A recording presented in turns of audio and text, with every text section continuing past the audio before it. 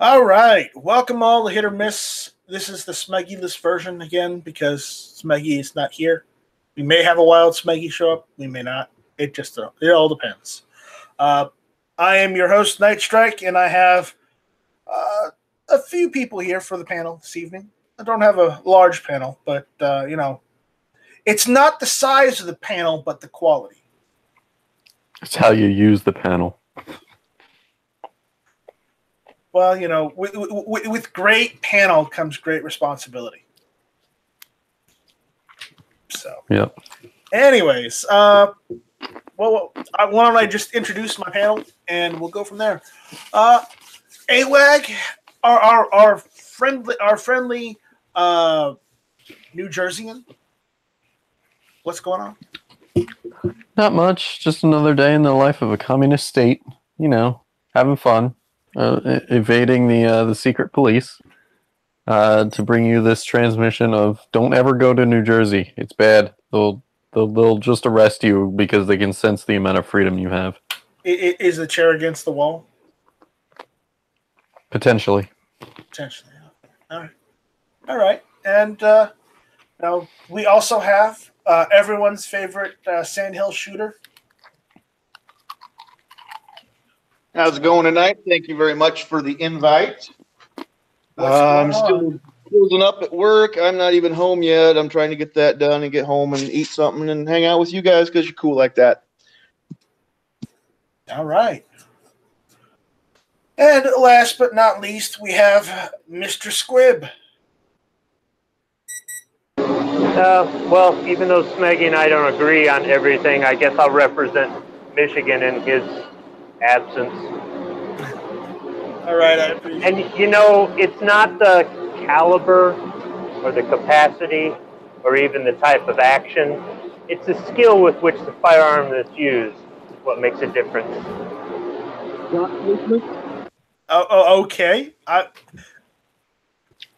think we have a lack of communication, but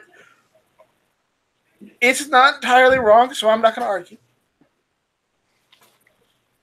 I was talking about the panel, but you're talking about the caliber and whatnot, so you're not wrong. All right, so what are we talking about tonight? I know a couple people may jump in later on, so we'll wait for them. But what's been going on in the news? I mean, I've heard that everyone's favorite sporting goods store they love to hate isn't doing so well because they've literally ostracized almost anyone that owns a firearm these days. Who would that be, Night Strike? Please tell us. Well, it's a store that are acting exactly like their name. Could it be Sports Authority? No, I'm joking. It's Dick's. It's Dick's. They are literally acting like Dick's. But yeah, they're not doing so well. Apparently, they've seen during the hunting this hunting season, they've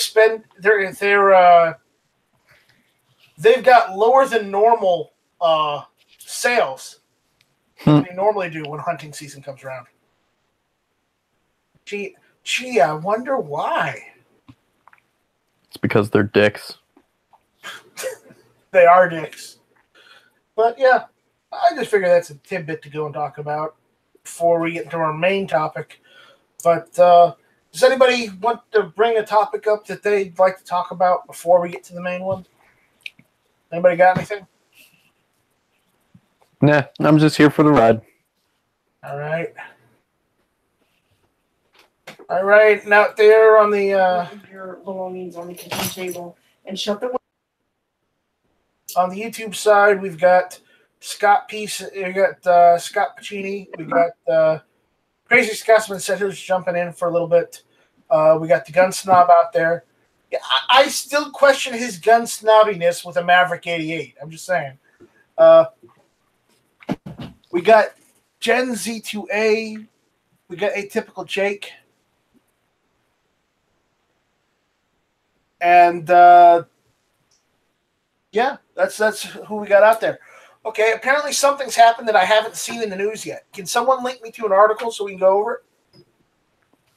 Because apparently they're saying we got a victory today, which I'm surprised. Is that true? Is it the Supreme Court thing? No, that's the next topic, but that's another victory. Well, depending on how you look at it, glass They're half. federalizing all gun laws? I wish, but no. Apparently, there was a case that was decided on 3D printed firearms. I didn't see that yet in my news, so I need to see if I can find that.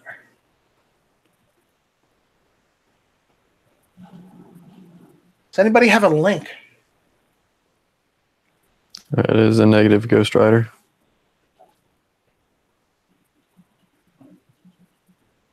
Oh, here it is. Here it is. Let's see. Appears the Second Amendment Foundation has reached a settlement agreement with the Department of Justice in a suit they filed challenging the State Department's mandate that Defense Distributed take plans for 3D printed firearms off their website in the name of national security. You remember that? Mm-hmm. Yeah. As they reported last fall, the Fifth Circuit Court of Appeals ruled that Defense Distributed's First Amendment rights were trumped by national security interests in plain English. John Kerry's State Department had asserted that Defense Distributed online distribution of plans for 3D printed weapons presented a threat to national security. They ordered Defense Distributed to take the plans off of their site. As you might expect, Defense Distributed's founder, Cody Wilson, didn't take the state's order lying down. With the help of the Second Amendment Foundation, he sued the State Department on free speech grounds, and at a 2-1 decision last September, he lost. Okay. Their next move was to ask for an en banc. I don't know how to pronounce that. EN space BANC. En banc. Okay. En banc hearing of the case by the entire Fifth Circuit. But in ruling that was handed down today, Defense Distributed motion was denied in a 9-5 vote. And that was last year. Now, however, in a press release from attorney Josh Blackman, that's his actual name. Don't freak out. It appears Defense Distributed and SAF have reached a very advantageous settlement with the Department of Justice, and the release contains this paragraph. Significantly, the government expressly acknowledges that non-automatic firearms up to 50 caliber, including modern semi-auto sporting rifles such as the popular AR-15 and similar firearms, are not inherently military. That distant sound you hear are heads exploding on the anti-gun left. Here is the press release. Department of Justice Second Amendment Foundation reached settlement in Defense Distributed lawsuit. For the immediate release, contact Alan Gottlieb, 425-454-7012. Bellevue, Washington. Okay. The Department of Justice and the Second Amendment Foundation have reached a settlement in Second Amendment Foundation's lawsuit on behalf of Cody Wilson and Defense Distributed over free speech issues related to 3D files and other information that may be used to manufacture lawful firearms. The Second Amendment Foundation and Defense Distributed filed suit against the State Department under the Obama administration, challenging a May 2013 attempt to control public speech as an export under the International Traffic in Arms Regulation, ITAR, a Cold War era law intended to control exports of military articles, not civilian. Under the terms of the settlement, the government has agreed to waive its prior restraint against the plaintiffs, allowing them to freely publish the 3D files and other information at issue. The government also has agreed to pay a significant portion of the plaintiff's attorney fees and return $10,000 State Department registration dues paid by Defense Distributed as a result of the prior restraint. Significantly, the government expressly acknowledges that non-automatic firearms up to the .50 caliber, including modern semi-auto sporting rifles, such as the popular AR-15 and similar firearms, are not inherently military. Not only is this a First Amendment victory for free speech, it's also a devastating blow to the gun prohibition lobby, noted the Second Amendment Foundation founder and executive vice president Alan Gottlieb. For years, anti-gunners have contended that modern semi-automatic sport utility rifles and are so-called weapons of war, and with this settlement, the government has acknowledged that they are nothing of the sort. Under this settlement, he continued, the government will draft and pursue regulatory amendments that eliminate ITAR control over the technical information at the center of this case. They will transfer export jurisdiction to the Commerce Department, which does not impose prior restraint on public speech. That will allow Defense Distributed and Second Amendment Foundation to publish information about 3D technology. The Second Amendment Foundation, www.saf.org, is the nation's oldest and largest tax-exempt education, research, publishing, and legal action group focusing on the constitutional right and heritage to privately own and possess firearms. Founded in 1974, the foundation has grown more than 600,000 members and supporters and conducts many programs designed to better inform the public about the consequences of gun control. And that's the end of the article. Thoughts? That's pretty awesome.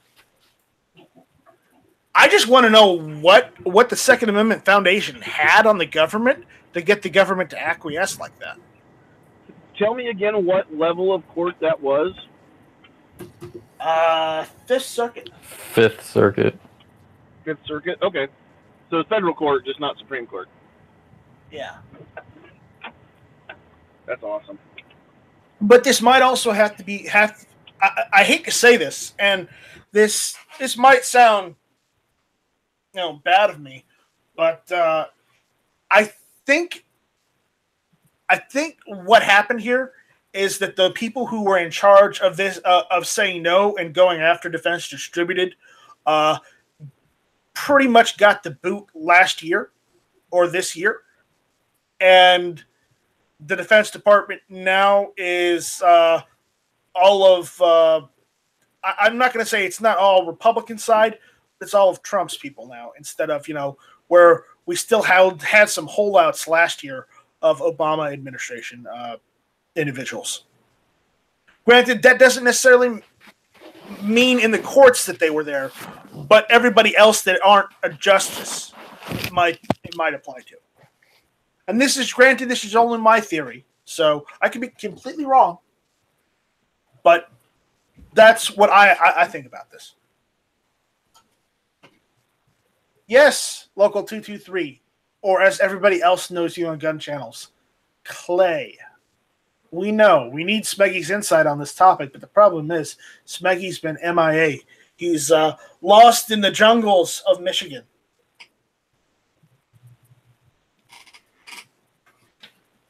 So.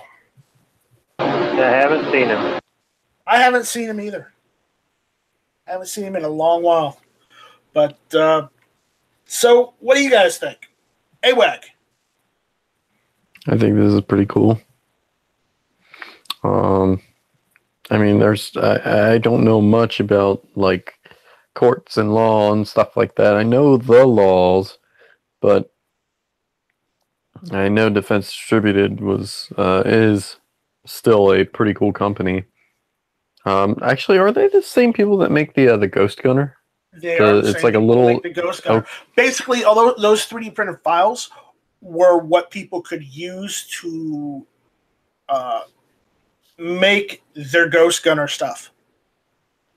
Like, say, if they wanted to make a lower receiver, they would have been able to use the 3D printed stuff to go and mill out of using the CNC machine to go and mill out a low receiver and whatnot.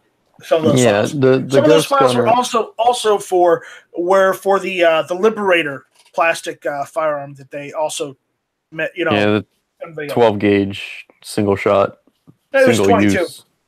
Oh, it was 22? I thought it was 12 22. gauge. And you could actually fire more than one shot out of it. It's just the factor is you couldn't fire more than like 5 or 10 because the barrel would crack because it was plastic. Of course.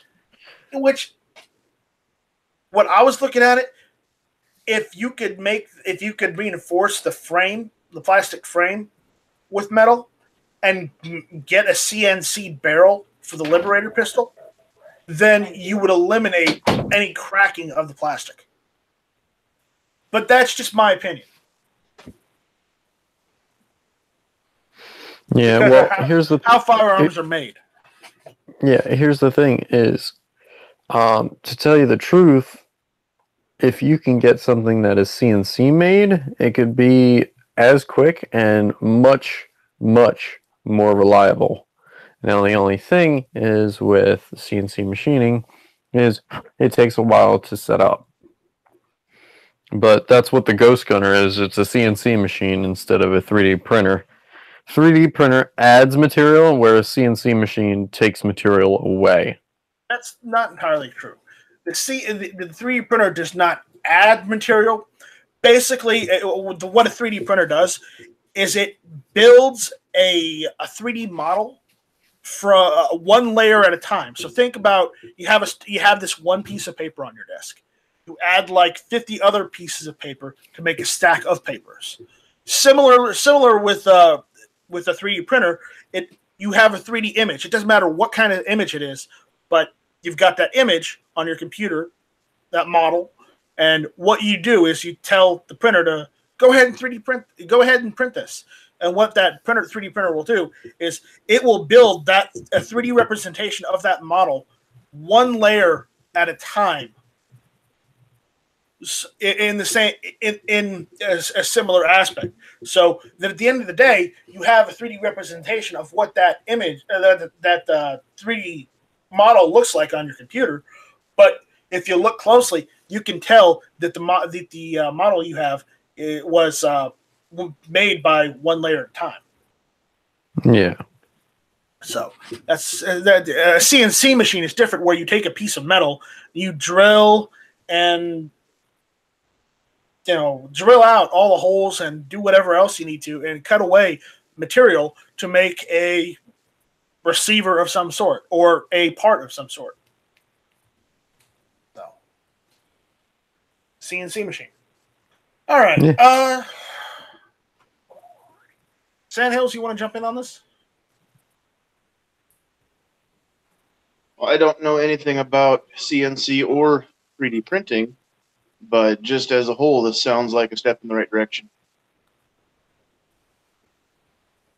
All right. Good. And I sent a link out there to some more other people, not necessarily the one who's asking. I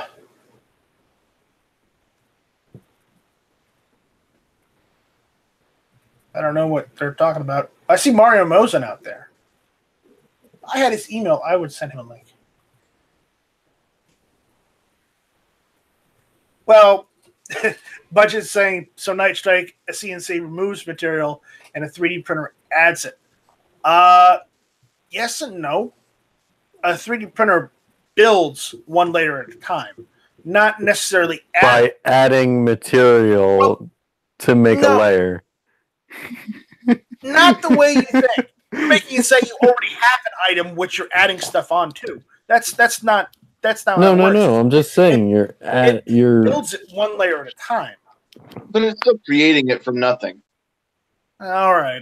It's creating something from nothing. There you go. There's your replicator from Star Trek. So, all right. So I guess we got to talk about the elephant in the room. Yay, elephants! Pink elephants?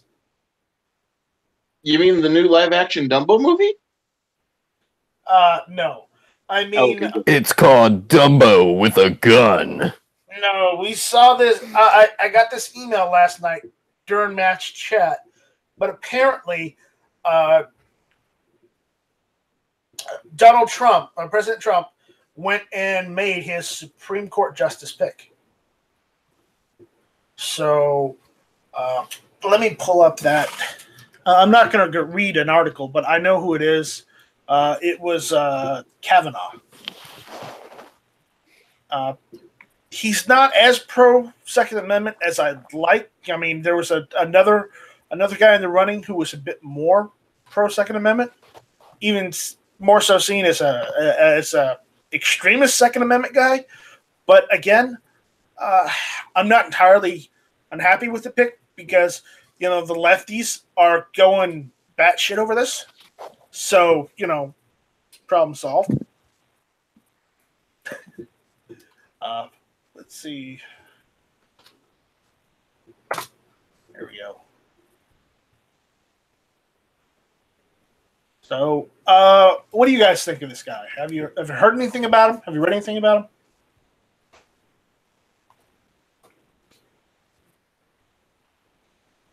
I haven't had enough time yet to do any research. I've watched a couple videos today that people had put out discussing him on my lunch break. I know Budget had a video that he put up a little bit. He's done some research. It sounds like this could be a good thing, but it's too early to tell because we'll have to see how he rules on a few decisions first. He could kind of go, he could be okay, or he could be like, well, he's been okay in the past sometimes, but not always. So I think there's not a whole lot of info out there yet. Speak of the devil, here he is. Budget Guns and Gears here. I thought you said you couldn't jump in for a couple minutes talking about Kavanaugh. Yeah, I know you did a video about it. So, what are your thoughts on Kavanaugh? I'm cautiously optimistic. He was part of the D.C. Circuit Court, and Heller too, right? Yeah, and he wrote the dissent on the decision that upheld the assault weapons ban thing. He wrote the dissent on it, stating that wasn't what the Supreme Court meant, but in the original Heller decision. So I'm cautiously optimistic. I mean, he doesn't have as large a pro 2A background as some of the other candidates for the nomination did, but let's face facts. I don't care if that's as pro Second Amendment as he is. He's far and away better than anybody Hildebeest would have nominated. So, right. Hey, win-win in my book. Right, and look at it this way. We were cautiously optimistic with Gorsuch because we didn't know which way he would go. And he's actually surprised us and actually, said a couple things in our favor. Absolutely right. I'm, as I said, right now, my preliminary stance on this is, yay, win for us. But we'll know as soon as a Second Amendment case comes around, if they finally decide to take another one at some point in time. My hope is that we get this guy, and maybe that's enough. Maybe when Ginsburg goes, we'll get one more justice on the court. But I would like to see them start hearing those cases again, instead of just saying, no, we're not even gonna hear it, and not give it a chance to be overturned or upheld. Yeah, me too. I'd like to see. I'm hoping that they're not waiting for Ginsburg to go the way of the dodo before they start taking 2A cases. There are a couple that I would have liked to have seen come up over the last couple sessions of the court, like the Peruta case. That would have been great, but sure. But in a way, I kind of understand why they didn't. If we're waiting for a more solidly pro 2A makeup of the court, then now would be a good time. I mean, it seems like there would be a good 5-4 majority there. 6-3 would be better, but don't let perfect be the enemy of good, if you know what I mean. No, I agree. It's just, do you think that it would be 5-4 on the decision to even hear a case if one came up now? I think it might.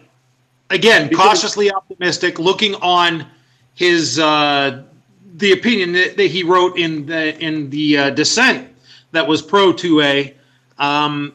Cautiously optimistic.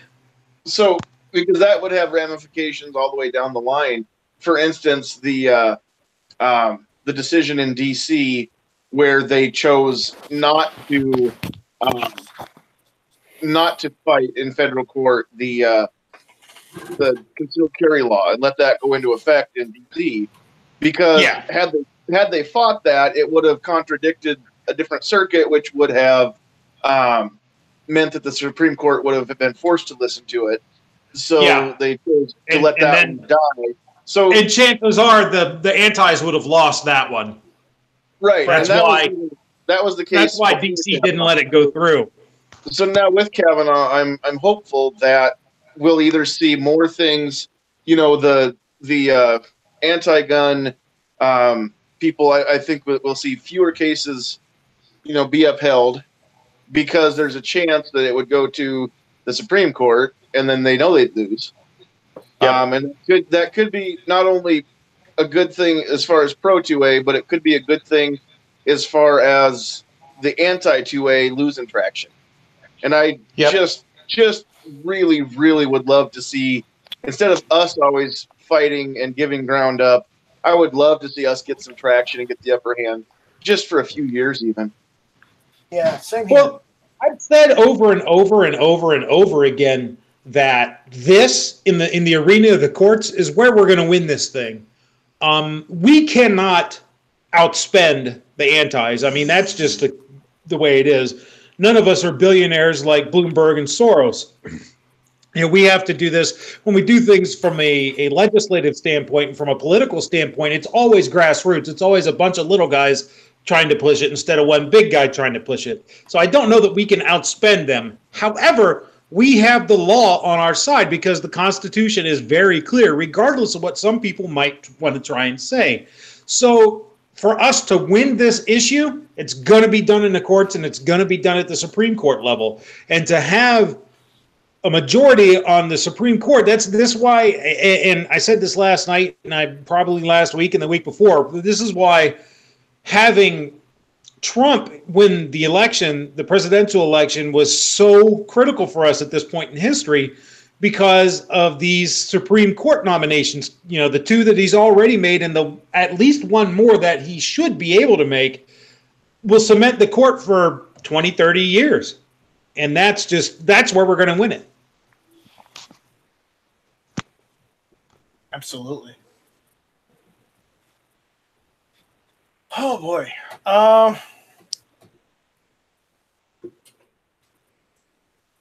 So where do we go from here? Scotsman jumped out. Uh-oh. We lost the Scotsman. Yeah, I got to jump back out too. I'm actually at work and actually have to do things at this time of day. Midnight's a different story, but on afternoons, yeah, I got to do stuff. I just wanted to jump in and throw my 3.5 cents in on this one. Yeah, thanks for sending me the link, though. But this is hit or miss Tuesday nights, 9 o'clock, not hit or midnight. I understand that, but I'm working my last Tuesday afternoon shift, hopefully forever. So I'll be back on my midnight schedule, and in the future, if you want to send me a link, go right ahead. Chances are I'll be able to hop on. But thanks for this one. I appreciate it. All right.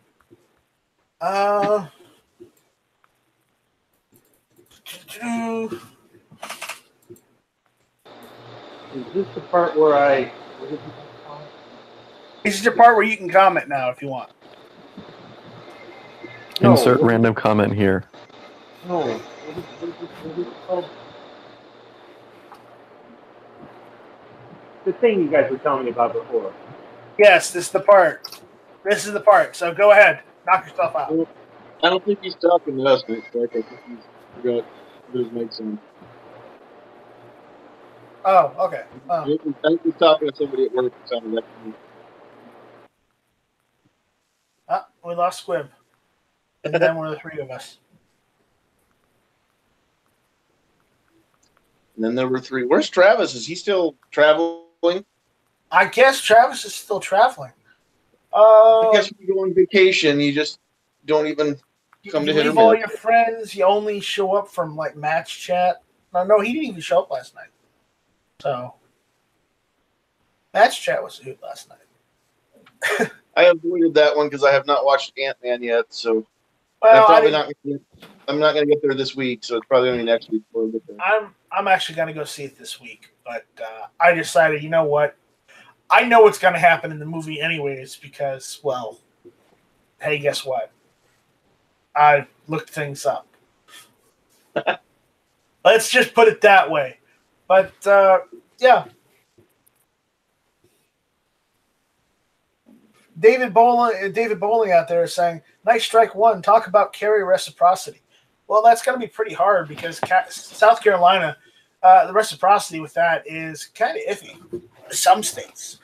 I mean, though, granted, you probably have the same problem no matter where you live because most of the Northeast doesn't.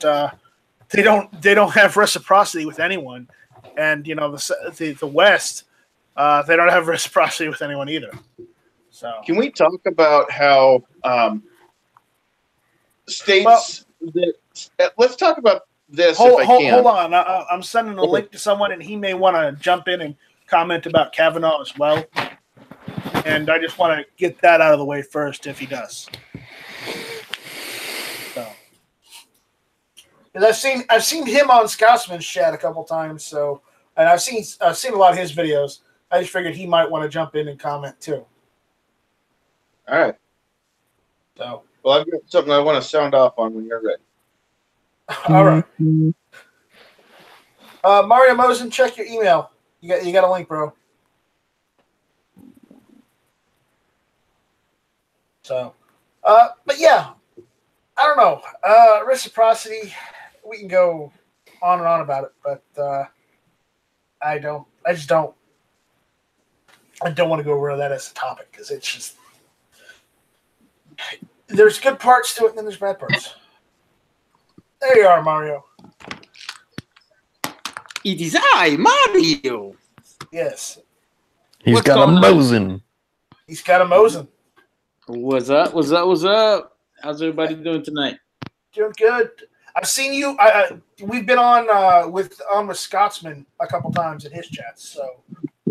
Oh, that crazy fucker. Yeah, you know, he was just in here and then he left us to go. I don't know, go polish his CZs. Probably, yeah, or he's mesmerizing his Smith and Wesson, one of the two. Yeah. So, do you have any comments on the whole Kavanaugh decision? Do you have anything you want to say about that? Man, all I can say, that's the whitest motherfucker I ever seen in my life. No, I'm just fucking with y'all, man. Really? Have you seen Ruth Bader Ginsburg? No, Ginsburg's pretty white too, bro. I'm just fucking with y'all. She's white as a ghost. I'm just trying to liven up the mood here, guys. No, man, I don't know. She was a ghost. Yeah, I don't know what I don't know that much about this judge, but I'm sure he's more than qualified to do the job. As long as he's a constitutionalist, that's all I give a shit about, man. You know what I'm saying? As long as he follows he follows the law and not his political views like Judge Roberts does, then we should be fine. I have no problem with it. Seems to me like now Judge Roberts is going to be the swing vote, and that's going to be the issue there. Right. Well, we already know that Gorsuch has surprised us before, and I'm not gonna make any bets, but I'm gonna be optimistic that Gorsuch would, in most cases, go in favor of the Constitution instead of the feels and emotions. So, but give me a minute, guys. I got my neighbor knocking on the door. Hold on a second. Good luck. But anyways, so all right. Ghost, you have a link if you want to jump in. Check your email. Or I could just send it to you on Hangouts, I guess.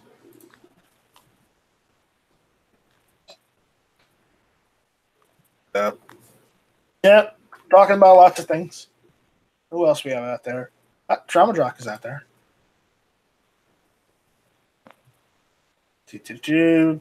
What did... Oh, Burrito is out there. Burrito is out there. He's saying Ginsburg is in desperate need of a heart attack. Yes, she is. Unfortunately, it's it's not going to come true. Unfortunately. All right, John. What did you have to say? You wanted to comment on something? Well, you had mentioned when you were talking a little bit about the concealed reciprocity, about how a lot of the Northeast isn't very friendly to not only reciprocity, but I mean, you see a lot of the New England states not friendly at all to even concealed carry or guns at all. And which is funny because that's where the magic happened as far as creating this damn country happened. That's my whole point. Where they were like, we want our guns. And the original 13 are the reason why we have this country. The reason that we started the Revolutionary War is because the British tried to disarm our citizens or what would become our citizens. And we said, no, we're not giving up our guns. And now we have a country, and the states that started this on that premise are now saying, we don't need our guns, or you don't need your guns to us. And it just makes my blood boil to think that in just a few short generations, we've gone 180 degrees in the wrong direction here. Yeah, it's just the governments of the states that fought against the British have now, I hate to say this, but they've now become the British themselves. Well, and I am not calling for violence, and I will never call for violence. But those governments need to remember that they became states because somebody tried to disarm the population, and the population rose up. And right. I'm not saying that we need to rise up. I'm saying that governments need to remember why we have our Second Amendment, because if they get too big for their britches, we can take care of it. The whole reason we don't want to give up our guns is because we don't want to lose the option of taking care of our government if they need to be put back into check. Yeah, so absolutely. It drives me nuts to think that the states who started this country with guns by force are now completely backwards on it. Yeah. I don't understand. I don't understand. I mean, how can the state, which had the shot heard from around the world, go and turn around and say to the citizens, no, you can't have that anymore? Yeah, you don't need what we think is a military-grade weapon. Never mind the fact that you don't need a firearm in general. The state will protect you. Yeah, no. In Massachusetts, in Massachusetts, it seems like if we have a muzzle-loading smoothbore musket, that they'd still be okay with that. No, they wouldn't. For now, well, that's what they're saying now. We all know that you give an inch and you just keep giving up miles. Yeah. What really drives me nuts is the fact that we had all these. Whoa, it's a Travis. What? I've been here for a while listening, guys. Late. No, you have. Fashionably late. I'm on vacation, bro. I just got done eating brisket. I'm sorry. I'm just joining in. Whoa, he just broed you. You gonna take that night strike? Yes. Look, man, I take 1 week out a year to chill and take it easy and have some fun with family, I hope you enjoyed that. Dude, it was delicious. I had Carolina vinegar mustard sauce for the first time. Wow, that is freaking amazing. Dude, that's everywhere in South Carolina. Oh my God, you're so lucky. You're such a lucky man. If I wanted that, I have to go to Walmart and buy it in a bottle. It's terrible. Dude, if anybody out there listening, if you've watched Ellis's Monday night show where he was talking to Insight Freedom, I don't think it was this week. It was last week, but Inside Freedom was talking about the barbecue places in Walterboro. There's only one now. The one Inside Freedom used to go to, it's not here anymore. They closed that one down. So there's only one in town. It's called Duke's Barbecue. They have the best barbecue in town. Good stuff, man. Good stuff. So, all right. But no, not to deviate from the topic, but I mean, isn't it kind of ironic also? You guys mentioned that, the 13 original colonies are also the original ones that are losing all their rights and stuff. Not to mention all the gun industry that's been established there is now moving out, All those companies bailing out of there, moving, south or southeast or out west or whatever. There's just a lot of irony in that whole region. I don't know. It's crazy. Yeah, I think they have an irony deficiency. Or too much. One of the two. I don't know. One of the two, but whatever. Anyways, Travis, what do you think on the Kavanaugh pick? After looking at I've done some reading on his statements on the Second Amendment, how he feels about things. I like to think it's a win for us gun guys. I don't know what you guys have been saying before I jumped in, but from what I've seen, it seems to be very pro 2A, his decisions and the things that he said before. Talking about, certain features on guns just not even making sense that would cause you to ban a firearm. That after reading him mention things like that and Heller and things like that, I think it's a good thing personally. I don't know. Have you guys already discussed it, or is that the first topic you started off with tonight? We talked about other things. Apparently, the Second Amendment Foundation and Defense Distributed settled with the Department of Justice. Oh. Because apparently, we finally got a victory. Yeah, I liked. After looking at it's nice to know that where he's actually appointing somebody that's not like, you look at some of his appointees. My opinion is that some of Trump's appointees are hardly qualified for the positions they've been put into. But this guy is pretty solid. He seems like he's pretty good at what he does, and I don't know. I think it was a good choice. All right, good. And we got Patriot out in the dark out there. Midnight Range TM is out here. Oh boy. So that's why Sassy we're talking cook. about food, Travis. It's all his fault. It's because they just came back from dinner. You start talking about food and he just shows up. I know. Malevolent Burrito are saying the liberal tears are flowing like a torrent. Well, then we better bottle them. What is it? See if I can find that.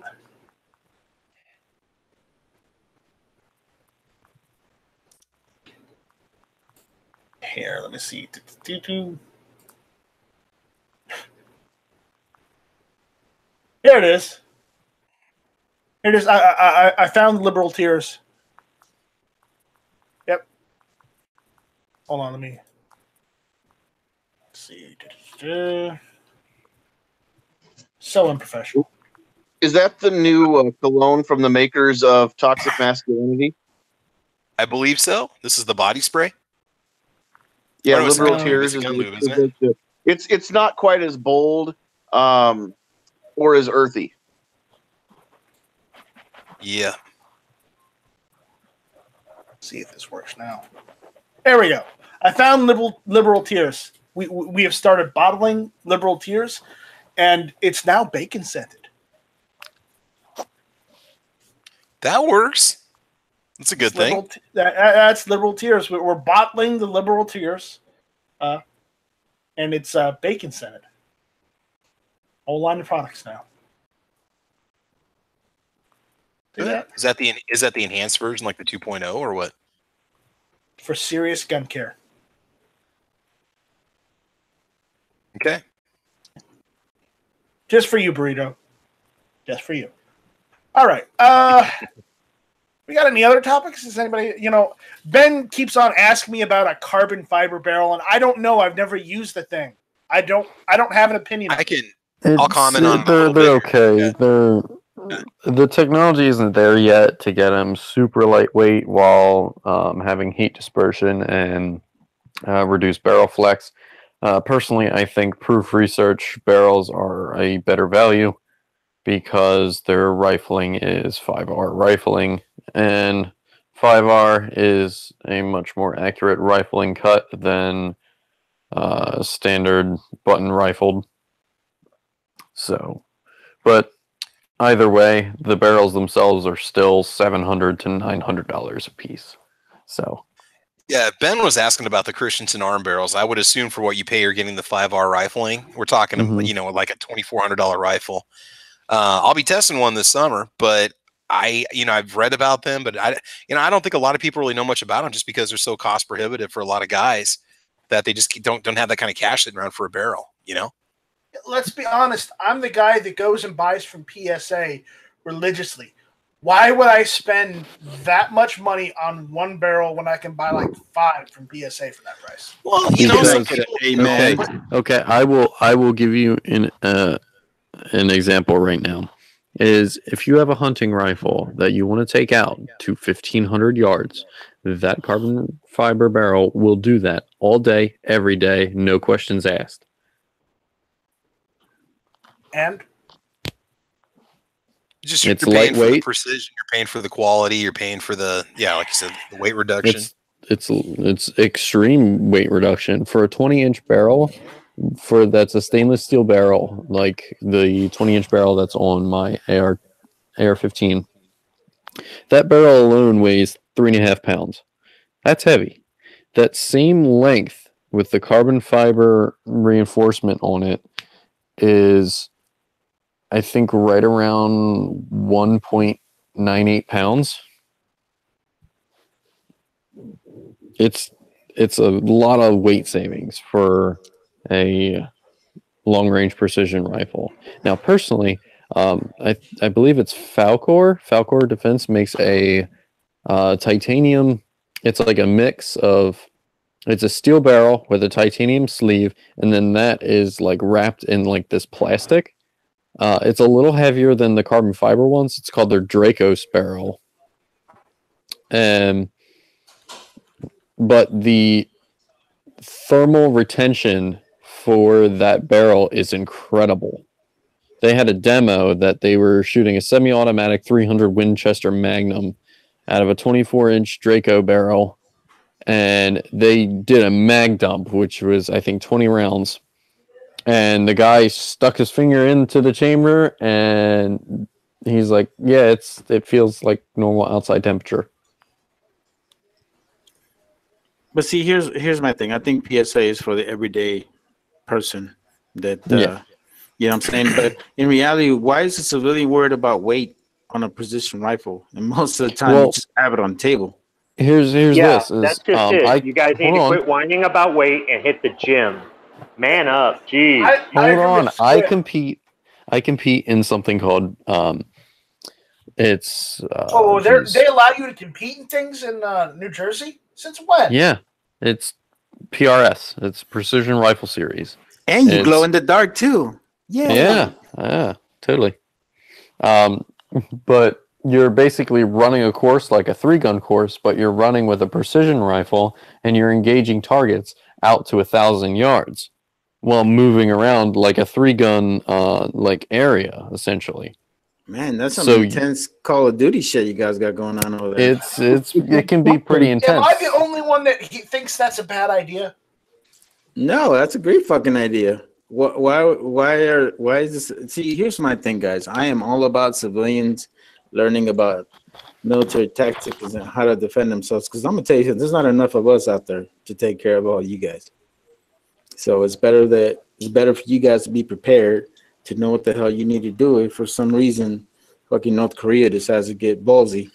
And, I mean, to be honest with you guys, I am a true believer that Red Dawn will happen one of these days. People say it's an 80s movie, it's a 2007 movie. No, man, that's reality to me. Oh, I'm sorry, Mr. Hollywood. Yes. I really don't think the North Koreans are going to be the ones that doing that. I think if anybody that's going to do that, it's going to be China. Okay. They would make it across the ocean. Can they bring their iPhones with them just so that we have plenty of? Besides, they need our money. We're paying interest on all the loans we have with them. They wouldn't kill us. They go broke. But again, the only country that has enough people that they can send over and still operate as they are already would be China. Yeah, but how are they going to get them here?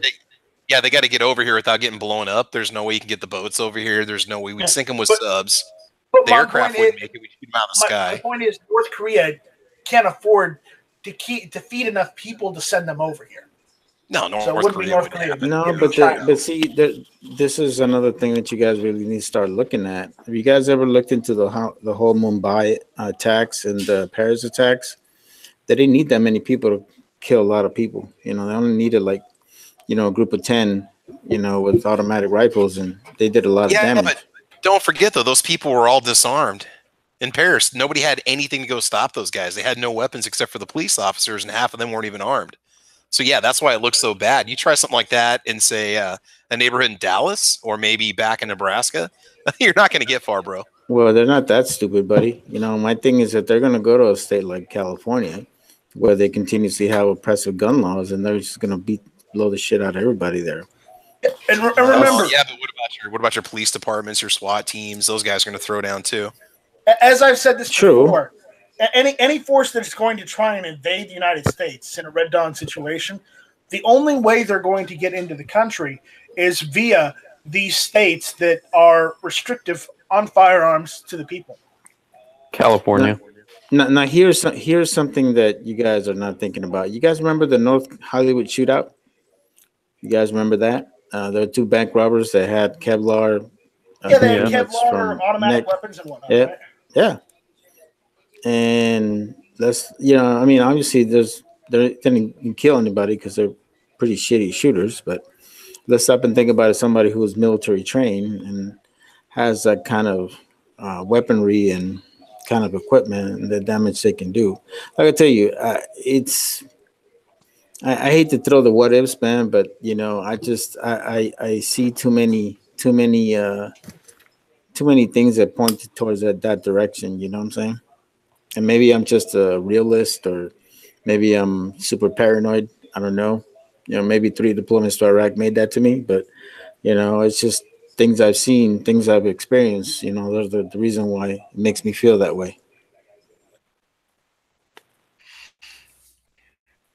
There's nothing wrong with that opinion, but you just got to look at what we have for guns in this country too. Now, granted, people were mentioning in the chat an EMP attack, knock out the grid, wait a couple weeks, and then stop over.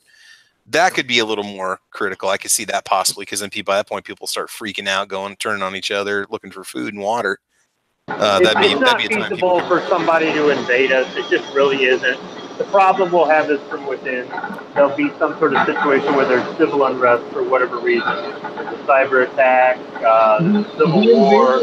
There's an EMP for any reason, man-made or natural, and we lose electrical and people don't know what to do or whatever it is. And when there's a civil unrest situation, even if there's pockets of areas where there's rioting and all kinds of stuff going on in the country because of the next election or whatever it is, that's where a lot of this stuff is going to come into play, unfortunately. Now, hopefully it never happens, but as far as an invasion, even if a couple countries got together, it's still, it's not feasible. But if you were ready for an invasion, you could deal with a nationwide civil unrest scenario. The same, you'd need the same resources, you know what I mean? I love being armed to the teeth.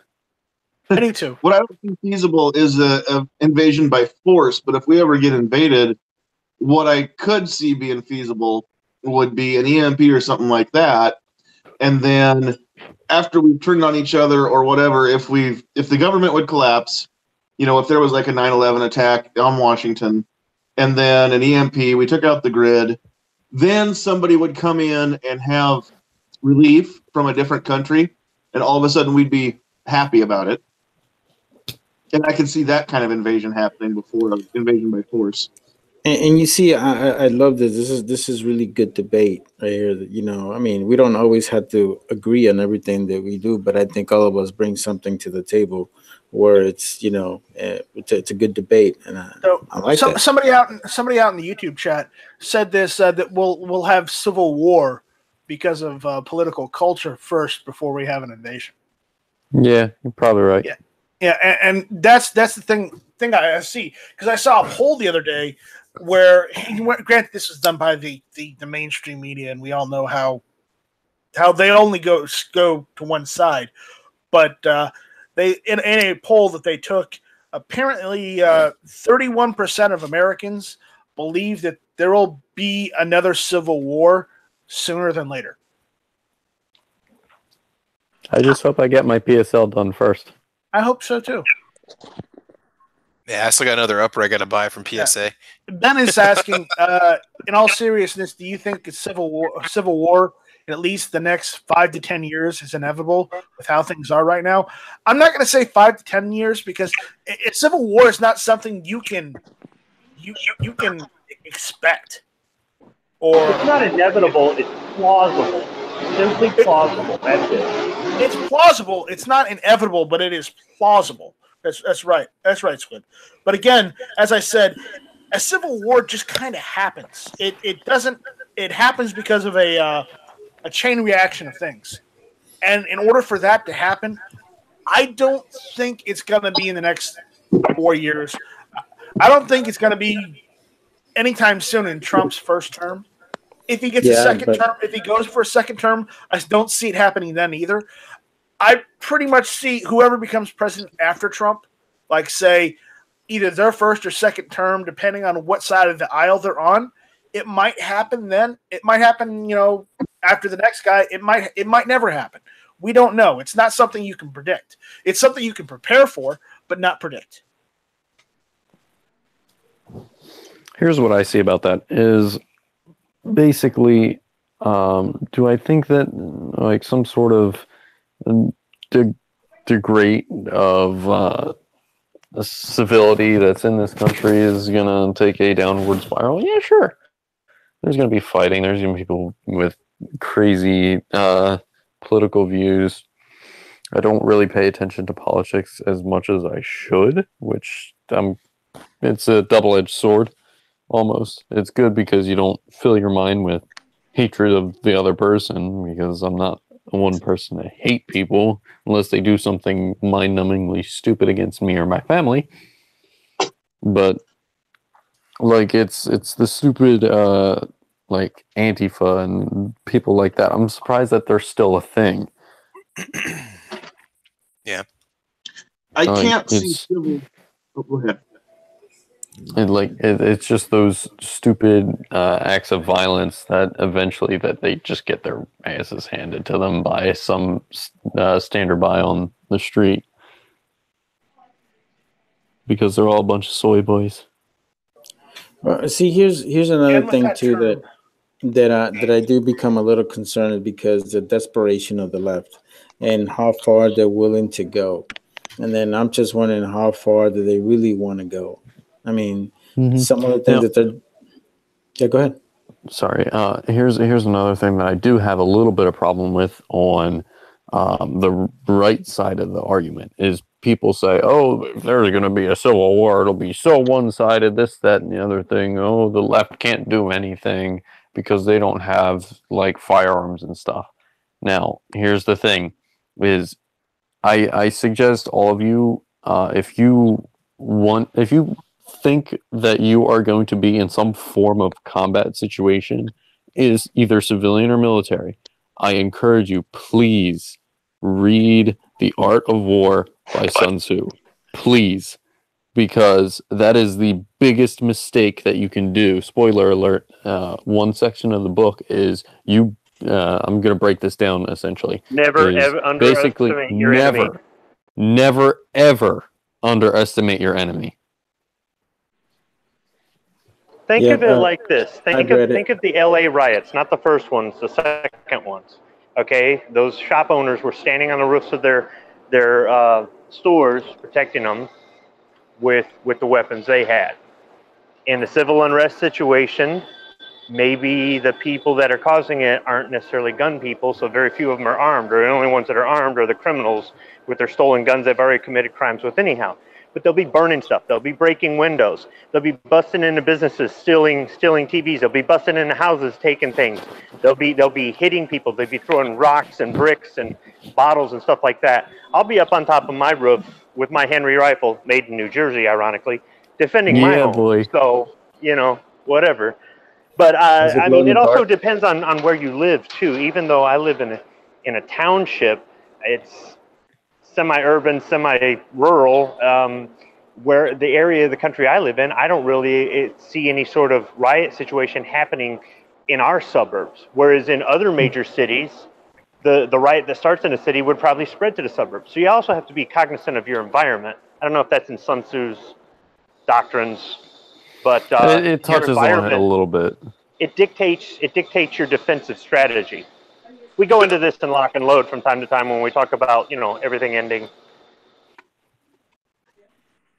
And then he complains about about Hawaiian gun laws, but he doesn't lift a finger to protest.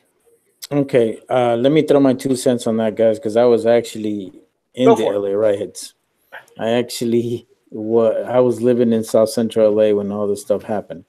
All right. So to make a long story short, I was 2 blocks away from the epicenter of Florence and Normandy, where it all happened. And all I can tell you is I was running for my life going back home because I had a mob of black people chasing the shit out of me, talking about they're gonna go get this Mexican. And I'm serious here, they probably would have lynched my ass if I wouldn't have fucking ran as fast as I did. But the one thing that saved me, guys, is I remember my stepdad had a 22 revolver. And I remember that as soon as I got home, these guys were actually chasing me, knocking on the door and all the kinds of stuff. And as soon as, we took out the fucking, I think it was a little Heritage, and we took it out. I mean, they completely changed their ways. They fucking left and all that. And I'm just wondering what would have been if I would have had that little 22 revolver, And to be honest with you guys, I was in my house for a whole week watching everything unfold on TV. I mean, I could hear everything. I could smell it. I could see fucking businesses being burned down. I could see the civil unrest to the point that LAPD had no any control whatsoever of the situation. And it got to the point that citizens had to defend themselves. And these are the things that I was in Palm Springs. Yeah, and these are some of the things that I think a lot of people need to understand. And this is the reason why I'm such a, I think all of us are so big into the whole Second Amendment, because you have to learn to protect yourself, man. You just don't have enough bodies to protect you. And, and I can tell you that there were some homes that were actually looted, some that were burned, and it's very unfortunate that happened. We realize and recognize that the police can't be everywhere, and they can't be there on the spot when they're needed. Yes, they can only be there after the fact and take notes. But see, you and I understand this. The problem is that the rest of the country doesn't. It's a problem. And a lot of the people are like, well, we need more gun control. I'm like, why would you need that? I mean, what's the normal response time for a 911 call? Usually like 6-7 minutes, depending on where you live. In some places, even 15 minutes if you live in a rural area. By the time, I mean, that's a lifetime if you really think about it. It's about 15 minutes here. Yeah, well, see, there you go. So I mean, and this is the reason why I really feel that those after going through that ordeal, it changed my mind completely about being able to protect myself, being able to protect my family. And this is when I was just very young. I was only 17 when this happened. So, and I'm thankful that we were able to get away from that area, from LA and all that. But another thing that some of you guys pointed out is the diversity that might be in each city. And those are the things that usually are the driving points into what happens in a riot. I really feel that the next riot is going to be Chicago. I really feel that that's just, it's getting ready to blow up. and it's getting ready to blow up because people are just getting tired of the countless fucking people getting shot at. I mean, they have had more deaths than I think the whole time we had the whole drive-by shooting scenarios here in South Central. I mean, Chicago is just a war zone. Well, and Chicago's a war zone primarily because it's unfortunately the government of Chicago are on the left side. 1, 2, they follow the catch and release policy, and when that happens, people don't stay in jail or prison long enough to actually, even try and rehabilitate. They're not. I would argue that not any criminal will rehabilitate if given the option, but and that's personal opinion, of course. But that's why you have so much crime. You don't do catch and release. You try and keep them in jail, in prison, as long as possible, so that they can't commit another crime. Yeah, I just see catch and release as a slap on the wrist. It's just, oh, don't do that, and that's where the line ends. Yeah. Don't do that. So, I didn't mean to cut you off there, Mario.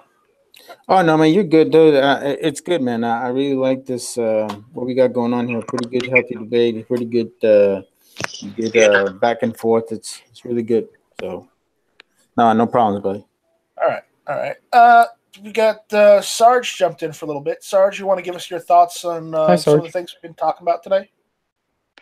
You got to catch me up to speed. I just jumped in a few minutes ago. Okay. Defense Distributed and Second Amendment Foundation settled with the Department of Justice over the 3D printer files. 3D printer files, so for firearms. The Trump Supreme Court justice pick. We were also talking about reciprocity, and we've also been talking about whether there'll be a civil war, riots, or an invasion. Well, I could talk about reciprocity for sure. That's long overdue, because if people have gone through the trouble of, are we talking about concealed weapons and carrying? Is that? I think CCW reciprocity mostly. Yeah, we're long overdue for that. That needs to happen. That needs to happen in a timely manner, and we need national reciprocity. It's just what I mean. Yeah, national reciprocity. I mean, we have reciprocity between certain states that choose to honor others, but yes, that's what I meant. National reciprocity. I have reciprocity with your state, but that's only because our states border each other. Yeah, we're good to go. We'll just meet in the middle. While you joke about that, that's probably where we would meet in general, anyways. Yeah. But in the Southeast, I think everyone honors everyone else's pretty much in the Southeast. It's as you go north and out west where things start to change just a little. For a long time, South Carolina didn't recognize Georgia, but in the last year or two, I think South Carolina started to said they would recognize Georgia. Well, it's good. So very good. Because I say these people, we have taken the time and spent our money and gone through what little minimal training that the state requires just to show that you're safe in a degree, and you have gone through your background check, and you've shown that you're a good, upstanding person, not to be worried about when you enter other jurisdictions. So they should honor that. You took your time, did your part. And remember, kids, if Night Strike can take his concealed carry course and pass it injured, anybody can. With a 12 gauge. Is that a public service announcement? That may be a public service announcement. If Night Strike can get a CCW, literally anyone can. Yes.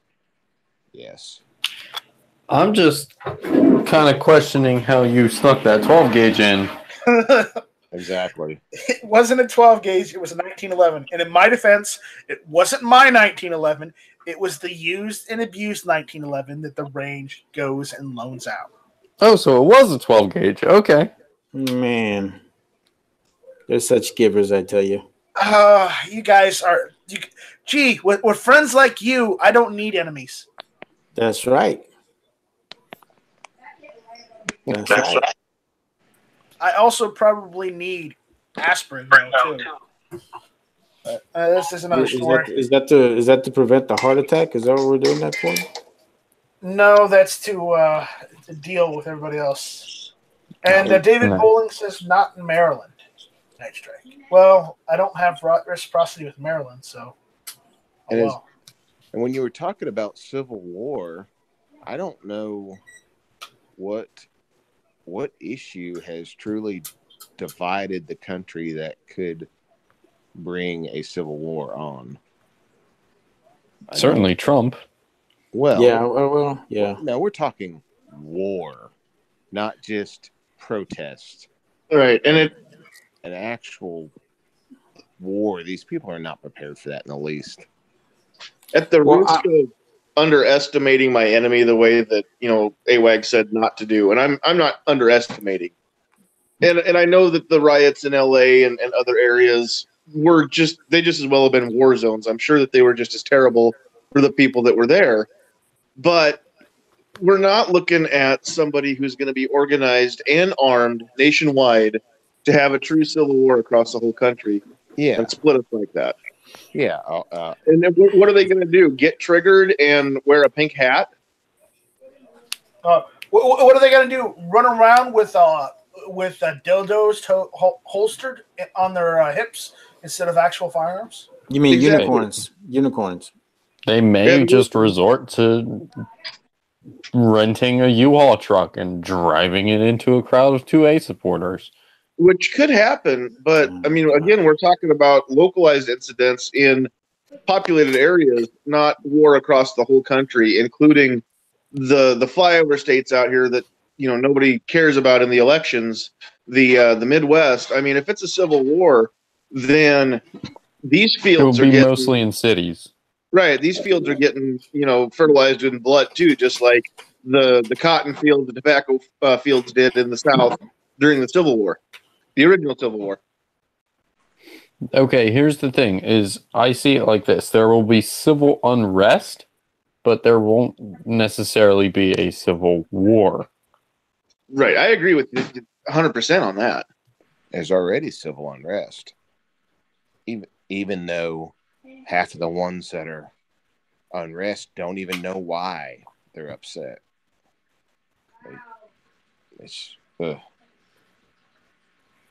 I don't even want to think about it right now. It's just, they know why. I don't like why. having those thoughts run into my brain. They know why they're upset. They're upset because Congressperson Waters told them to be. Yeah. They don't have the thoughts for themselves as to what does Trump do that actually they can name, like something specific that he does or has done that makes them upset. Well, remember, when you live in a state that is dictated by one party and one party only, where they're the only ones in the government, they tell you how to think, they tell you what you can and can't have, and they tell you that you really don't need to think. Just do what we tell you to and do what we show you on the news, and you'll be fine. Don't drink too much soda. In a Democrat-run state, you're literally living in a police state. It's just you have the illusion that there's freedom and free will, but there's really not. I disagree with everything you said, Night Strike, and I'm not saying this to be a dick, but you said that in a state like that, they're telling you how to think.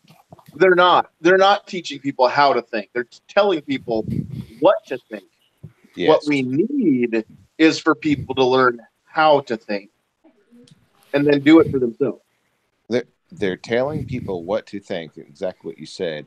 And then if anyone disagrees with them, they always resort to insults and talking down about that person because they're more educated and they know better. So your opinion doesn't matter because you don't agree with me.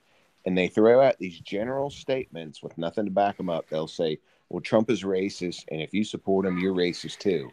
I can't believe you're like this. But they never say how he is racist. They just throw it out there. You're supposed to accept it, and then they go from that point forward. It's the worst arguments I've ever seen about one person. Yeah, I've been through it with my friends, even here in the Midwest. You know, some of the friends I grew up with who live in the big cities now, quote unquote. And they would get on Facebook and they would talk about how all these people in the small towns, they don't understand how life really is. And if they lived in the big cities, well, they'd see how, you know, how horrible Republicans are, blah, blah, blah, blah, blah. And these people out in, you know, in the small towns are just stupid, uneducated idiots. Mm-hmm. The problem is these cities don't realize that the Democrats that they elect and put into power and run the government for them, basically, they live in $1 million homes. They have armed security, but that's okay because that's for them. You know, it's do as they say, not as they do, because obviously not everyone can afford an armed security guard 24/7. But not only that, but the Democratic Party is responsible for putting people and keeping people in ghettos and places like ghettos. They live the high life while saying they're for the people, but they don't do anything to help the people living in the ghetto get out of the ghetto. Well, that's just it. They say, you know, come help these people. Meanwhile, they go to Starbucks and sip their lattes and shit like that. Here's my thing. How many fucking years you guys heard Jesse Jackson say, keep hope alive? That motherfucker ain't done a goddamn thing for his people, man. Not a fucking thing. Oh, we know. You know, the same motherfucker, Al Sharpton. He hasn't done a fucking thing, man. And, you know, here's my thing. If all you can do is just gonna talk, then just move your ass to the side and let somebody like Trump do what he's promising people to do. The problem is that the big cities, man, as long as they get their latte and they get they get to commute from place to place and they don't have to worry about how their food gets to the table, they ain't worried about it, man. But the farmer, the person that lives in rural America, man, they're having to get up at 4 a.m, go out there and work on harvest their crops or whatever they do, and feed America. And all these other dumbasses have no idea, no concept of what that is. You know, those are the people that say that we don't need farmers anymore because we have supermarkets. I've heard people say that. Yes, I have too. And if you don't have farmers, they believed it. Yeah, where that meat comes from. You're right. They did. They believed it. Yeah, and you were wrong to think no. We still need farmers. They probably thought you were just an idiot for thinking that. It just it's an antiquated profession because we have supermarkets now. That's the liberal logic. Oh, that makes my head hurt. All right, I'm calling it. Tapping out. I'm tapping out. Maximum call. I'm tapping out too. Matt will probably find out about this sooner or later. So, Gary, I'm going to open the bag. Okay. I'm going to let the cat out. Oh, God. I know there's going to be jokes there for it. Fuck it. Well, what kind of cat is it? Cat out. There you go. There we go. We got George out of the bag now. So. But I've emailed a lot of you guys. Everyone knows who Matt is. Never Enough Ammo, and if you don't, I just said his name there.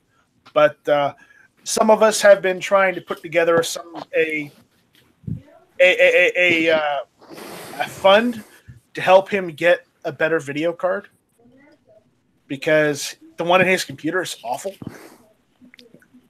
and I set up a campaign to help him with that. I've been emailing people on the side and whatnot and trying to get the message out there, but I can't without doing so on a live stream. It's hard to get people to find out about it without Matt knowing. And Matt's probably going to watch this and find out about it anyways. But again, whatever. I'm just going to go. Matt watches podcasts. That's not his own. Yeah. You're such a giver. There's the link out there. I'll put the link in the side chat for you guys too. So I'm trying to help Matt out. You know, he's not able to get a video card right now. So, Mel, I didn't think to email you. I'm sorry, Mel. So, anyways, that's all I wanted to say. All right, that's it for Hit or Miss tonight. So we'll go through the panel, let them plug whatever they want to plug, self-promote, that kind of thing. All right, AWAG, you're first. I mean, I don't really have any channels to plug. I don't have my Instagram to plug anymore. So, I mean, just look out for me either on Matt's Wednesday night chats. I do like going to his Wednesday night chats because we talk guns and nerd stuff. Yeah, so Hit or Miss Tuesday nights 9 o'clock. Check that out. Caliber Corner Saturday mornings 9 o'clock Eastern time. If you're Central time, then I guess 8 o'clock then. So yeah, I'm there with my bright yellow face with a smiley face to brighten up your day.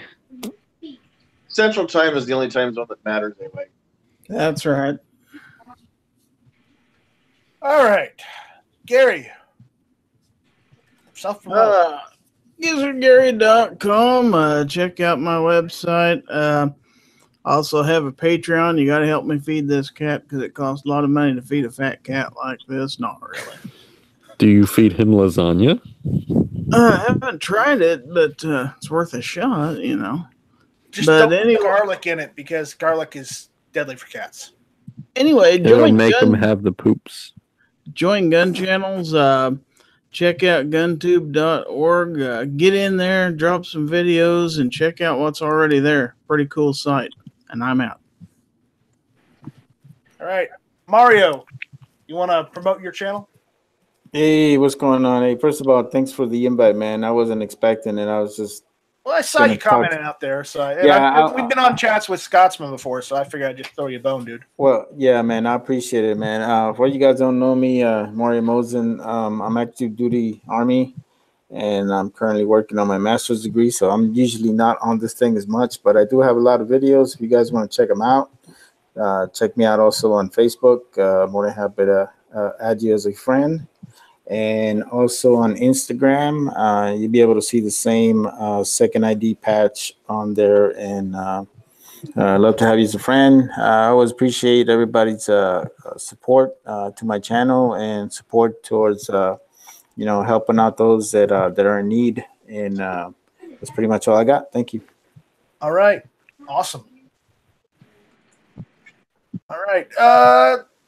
Sandhills, you still there? You still with us, or did you, die off? Nope, I am still here. You can find me on all the usual places. Is guntube.org back up and running now, so I can plug it this week, or no? Guntube.org has been up for the past couple days. I finally got it back online, or towards the later end of last week. Okay.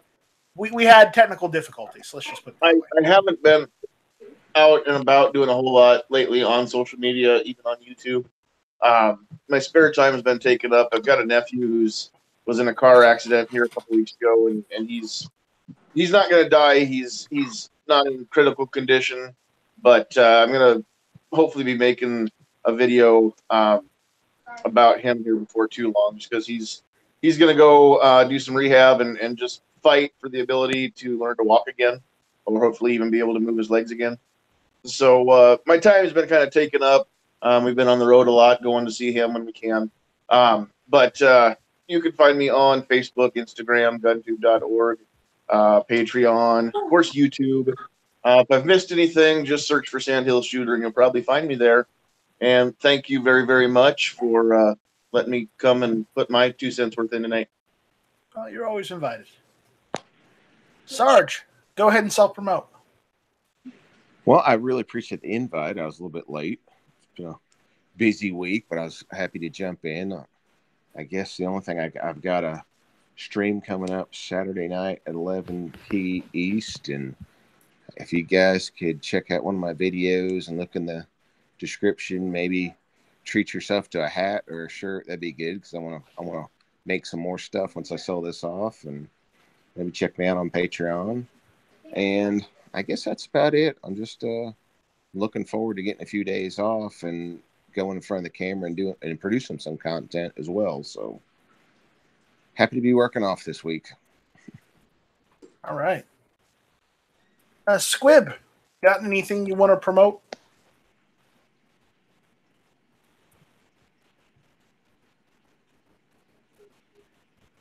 Squib, you still there? He might not be there. All right, then. As I said before, guntube.org is up and running again. If you guys are just hearing about guntube.org already, it is a website I set up after I started working on it last year as a proof of concept, as like an alternative or like a backup in case YouTube decided to go full on libtard because of the whole shenanigans with the advertising debacle last year and even before that. Eventually I decided, you know what, why don't I just make it an alternative to YouTube? And then YouTube in April started a policy to restrict channels from showing anything to do with like a firearm. So I just decided to say, screw it, let's do GunTube. And then a couple other sites have come up and whatnot. You know, you've still got YouTube, you've got GunStreamer. But GunTube does do live streaming. It does video. It's a video hosting service. Anybody can sign up and upload videos to it and whatnot. Granted, don't try and upload your entire YouTube archive. I might not be able to handle that just yet. But check out guntube.org. And I would love to see everybody there.